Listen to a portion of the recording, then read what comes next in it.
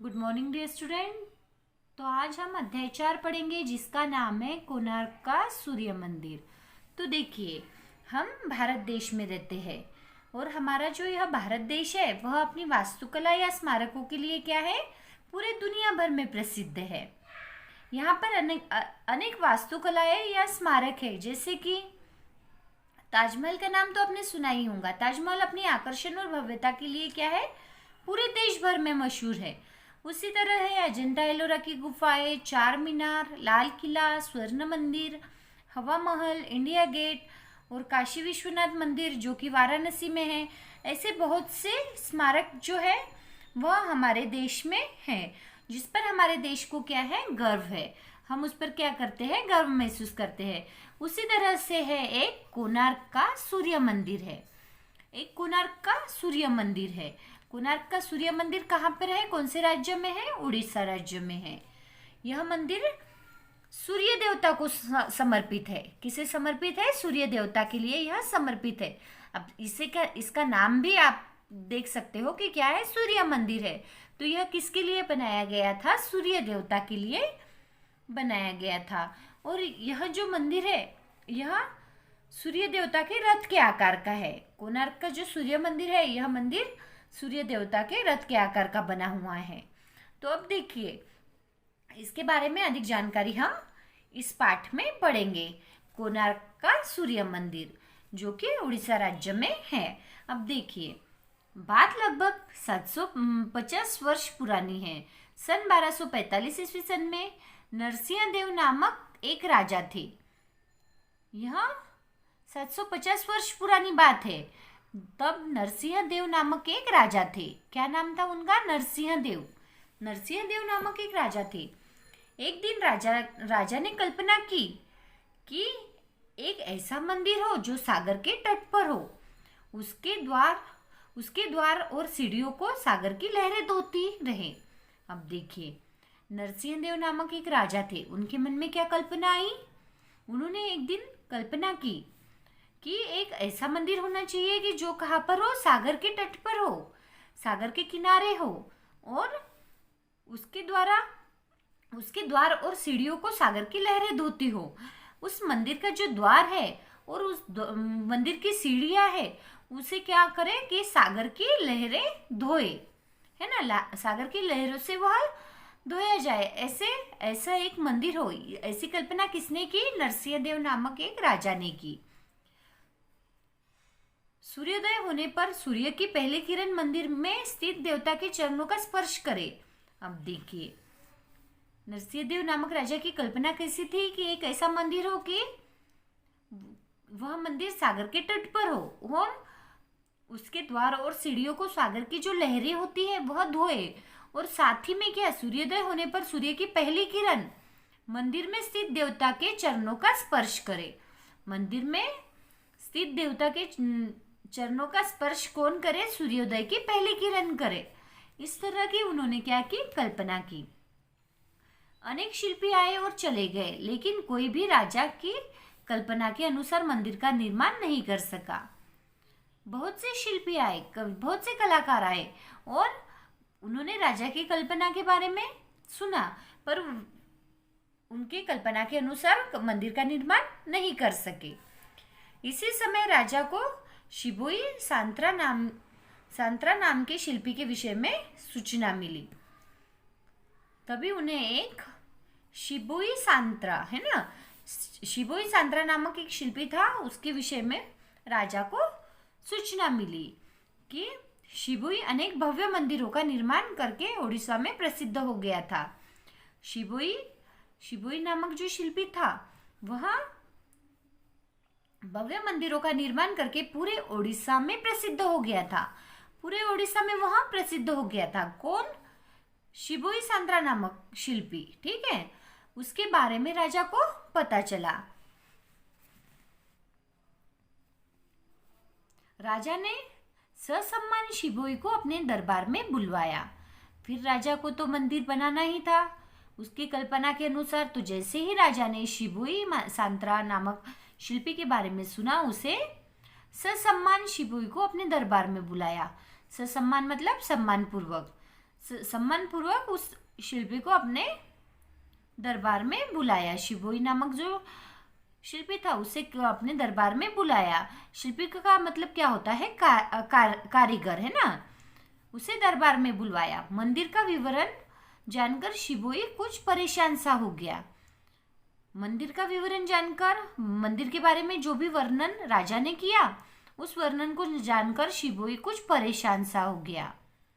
उसे राजा से कुछ समय के लिए प्रतीक्षा करने को प्रार्थना की। उसने क्या किया? राजा से कुछ समय के लिए प्रतीक्षा करने के लिए प्रार्थना की।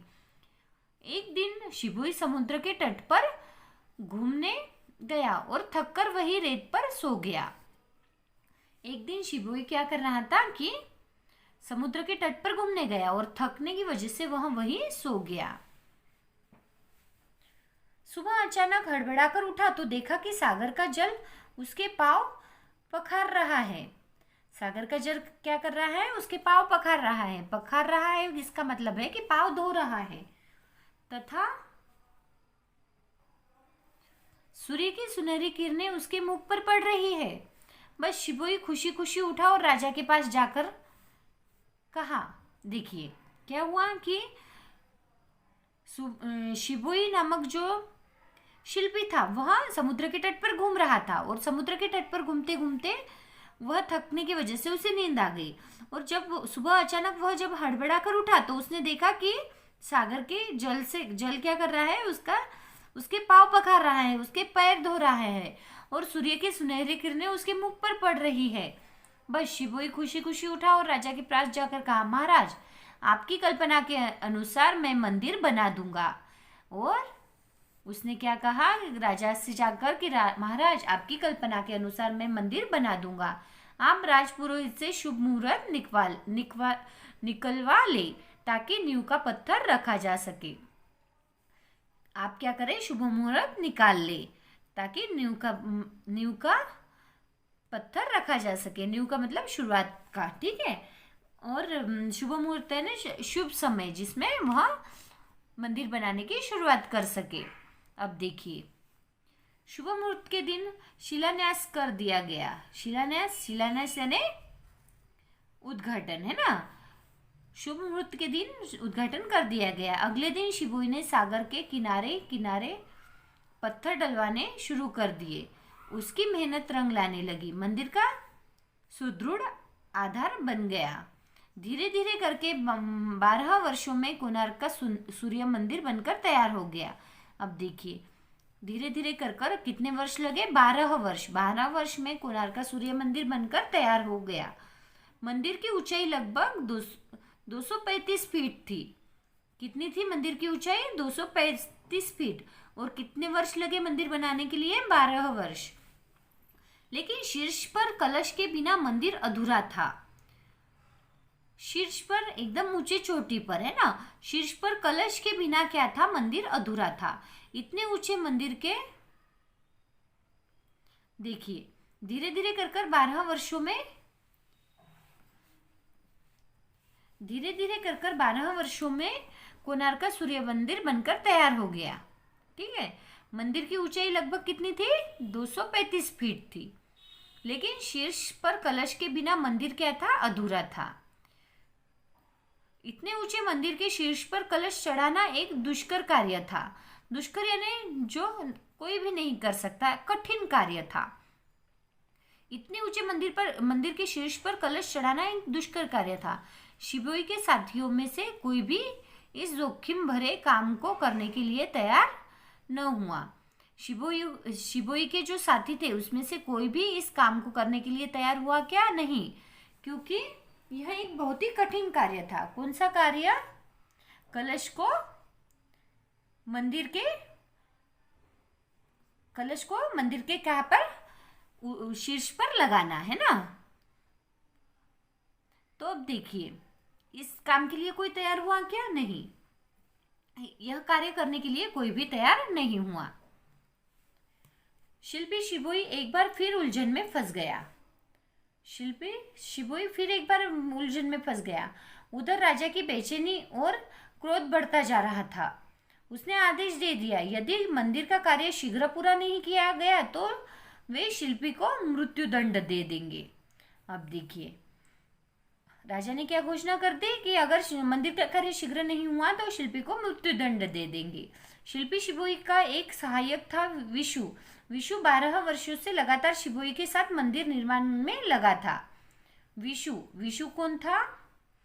शिल्पी शिबोई का एक सहायक था, उसके साथ कार्य करने वाला उसका एक सहायक था। 12 वर्षों से वह लगातार शिबोई के साथ मंदिर निर्माण में लगा था। उसका एक पुत्र था।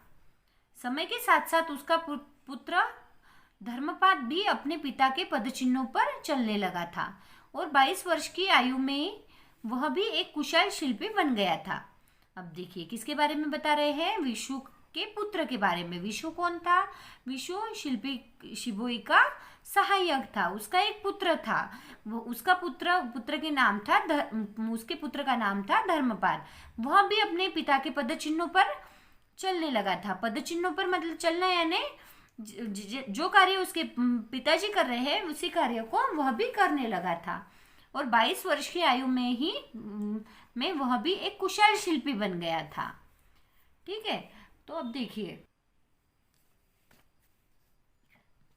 कोणार्क सूर्य मंदिर की चर्चा दूर दूर तक फैल चुकी थी। अतः धर्मपाद भी इस मंदिर को देखने की लालसा लिए अपने गांव से कोणार्क आ गया। धर्मपाद भी उस मंदिर को देखने के लिए कोणार्क आ गया। मंदिर को देखकर धर्मपाद बड़ा प्रभावित हुआ, लेकिन मंदिर परिसर में कार्यरत शिल्पियों में छाई उदासी को देखकर उसने अपने पिता से इसका कारण पूछा। तो उसके पिता ने कहा, इतने ऊंचे मंदिर के शिखर पर कोई भी शिल्पी कलश चढ़ाने में समर्थ नहीं है और राजा ने मंदिर के पूरा नहीं होने पर शिबोई को मृत्युदंड देने की घोषणा कर दी है। यह सारी बात धर्मपाद के पिता ने उसे बताई। पिता से सारी बात जानकर धर्मपाद ने इस दुष्कर कार्य को पूरा करने का संकल्प ले लिया और उसने कलश चढ़ाने के लिए उनसे अनुमति मांगी। अब देखिए, धर्मपाद ने क्या किया? संकल्प कर लिया कि मैं क्या करूंगा, यह कार्य पूरा करूंगा। संकल्प करना यानी दृढ़ निश्चय करना, दृढ़ इच्छा शक्ति से उसने ठान ली कि यह कार्य मैं करूंगा। तो देखिए, और उसने अनुमति मांगी। अपने पिता को भरोसा दिलाकर धर्मपाद ने काम शुरू कर दिया। कुछ ही समय में उसने कलश को स्थापित कर दिया। देखिए, धर्मपाद ने अपने पिताजी को भरोसा दिलाया और कुछ ही समय में कलश को मंदिर पर स्थापित भी कर दिया। यह सही था कि कलश की स्थापना धर्मपाद ने की थी, लेकिन वह अपने पिता और शिबोई आदि को अपमानित करके इसका श्रेय नहीं लेना चाहता था। अब देखिए, उसने कलश की स्थापना तो कर दी, लेकिन अपने पिता और शिबोई आदि को अपमानित करके वह इसका श्रेय नहीं लेना चाहता था।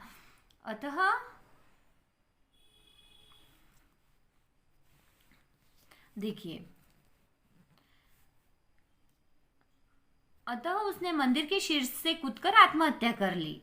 क्यों आत्महत्या कर ली? क्योंकि वह उसके पिता और शिबाई को अपमानित करके इसका श्रेय नहीं लेना चाहता था कि कलश को उसने स्थापित किया है, और उसने शीर्ष से कूदकर आत्महत्या कर ली। कोणार्क के इस मंदिर के साथ धर्मपाद का नाम भी अमर हो गया। 1256 ईस्वी सन में मंदिर का कार्य संपन्न हो गया, पर राजा निहाल हो गया। अपनी कल्पना को साकार रूप में देखकर उसने सभी शिल्पियों को बहुत सा धन और सम्मान दिया, है ना। जैसी उसने कल्पना की थी, उस कल्पना को साकार रूप में देखकर, मतलब उसकी कल्पना को पूरा होते देखकर वह बहुत ही प्रफुल्लित हो गया, बहुत ही खुश हो गया। उसने सभी शिल्पियों को बहुत सा धन और सम्मान दिया। कोणार्क का सूर्य मंदिर अपने आप में कला और कौशल का एक अद्भुत नमूना है। कोणार्क का सूर्य मंदिर क्या है? कला और कौशल का एक अद्भुत नमूना है। जिस समय यह बना था तब समुद्र की तेज लहरें इस मंदिर के द्वार और सीढ़ियों की धुलाई करती थी। जिस तरह राजा की कल्पना थी, उसी तरह मंदिर के द्वार और सीढ़ियों की धुलाई कौन करता था? समुद्र की तेज लहरें करती थी। आज समुद्र इस मंदिर से 2 किलोमीटर दूर खिसक गया है। अब वह 2 किलोमीटर दूर चला गया है, मतलब कम हो गया है उस समुद्र का पानी। कोणार्क मंदिर सूर्य भगवान के रथ के आकार का मंदिर है। कोणार्क मंदिर क्या है? सूर्य भगवान के रथ के आकार का मंदिर है। 12 महीनों के प्रतीक 12 जोड़ी अलंकृत महाचक्र इस मंदिर रूपी रथ में बने हुए हैं। इस मंदिर रूपी रथ में क्या बने हुए हैं? 12 महीनों के प्रतीक 12 जोड़ी अलंकृत महाचक्र इस मंदिर रूपी रथ में बने हुए हैं। प्रत्येक महाचक्र की ऊंचाई लगभग 3 मीटर है। सूर्य के 7 अश्वों के परिचायक रूप में यहाँ भी 7 विशाल घोड़ों की मूर्तियां हैं। वास्तव में सूर्य के 7 घोड़े उसकी किरणों के 7 रंगों के प्रतीक है। सूर्य के ये 7 घोड़े 7 दिनों का स्मरण कराते हैं। पहियों में बनी 8 तीलियां दिन के 8 पहरों के प्रतीक है। ठीक है, यह जो मंदिर बना है इसमें क्या है? जो कुछ भी कलाकृतियां की है वह अपने आप में कुछ न कुछ दर्शाती है। सूर्य के ये 7 घोड़े 7 दिनों का स्मरण कराते हैं। पहियों में बनी 8 तीलियां दिन के 8 पहरों के प्रतीक है। पहियों पर बहुत बारीक और सुंदर नक्काशी की गई है। पशु पक्षियों और विभिन्न देवताओं की मूर्तियां बनाई गई है। यह मंदिर सचमुच स्थापत्य कला की एक विशिष्ट धरोहर है। यह मंदिर क्या है? सचमुच में एक स्थापत्य कला की विशिष्ट धरोहर है। मंदिर की शिल्पकला की एक विशेषता है। मंदिर के शिल्पकला की एक विशेषता है। कला की बारीकी मंदिर की दीवारों पर बनी पशु पक्षियों, देवी देवताओं, मनुष्य, अप्सराओं, लताओं आदि की पच्चीकारी पर्यटकों का मन बरबस मोह लेती है। यह जो कलाकारी है इस मंदिर में बनी हुई वह क्या करती है? पर्यटकों का मन मोह लेती है।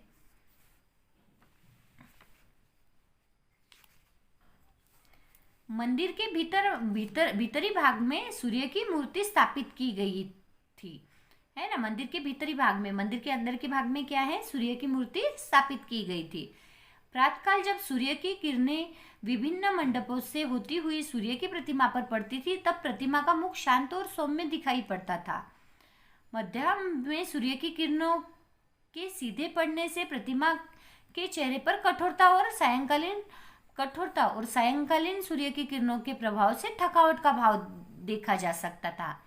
देखिए, वह जो मूर्ति मंदिर में स्थापित की गई थी वहां पर प्रातःकाल जब सूर्य की किरणें विभिन्न मंडपों से होती हुई सूर्य की प्रतिमा पर पड़ती, जब वह प्रातःकाल में सूर्य की प्रतिमा पर पड़ती तब प्रतिमा का मुख शांत और सौम्य दिखाई पड़ता था।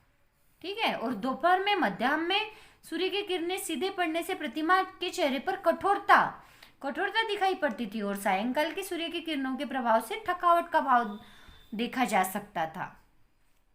आज तो मंदिर का अधिकांश भाग टूट गया है, लेकिन अपने वैभव काल में सूर्य की किरणों के साथ साथ मंदिर की प्रतिमाओं की भावपूर्ण मुद्राओं में भी परिवर्तन आ जाता था। यह मंदिर कितना भव्य रहा होगा इसकी तो बस कल्पना ही की जा सकती है। महान है वह कल्पना करने वाला राजा और उससे भी महान है उसकी कल्पना को साकार करने वाला शिल्पी शिबुई सांत्रा और शिल्पी विशु का पुत्र धर्मपाद। क्या कहा गया है कि यह मंदिर कितना भव्य रहा होगा इसकी तो हम सिर्फ कल्पना ही कर सकते हैं। और इस मंदिर को बनाने वाला वह राजा क्या है? महान है। महान है वह कल्पना करने वाला राजा और उससे भी महान कौन है कि उसकी कल्पना को साकार करने वाला शिल्पी शिबुई सांत्रा और शिल्पी विशु का पुत्र धर्मपाद, है ना, जिसने अपनी दृढ़ इच्छा शक्ति से क्या किया था? कलश को स्थापित किया था। इस तरह से यहाँ पर यह हमारा पाठ पूरा हुआ जिसका नाम है कोणार्क का सूर्य मंदिर है।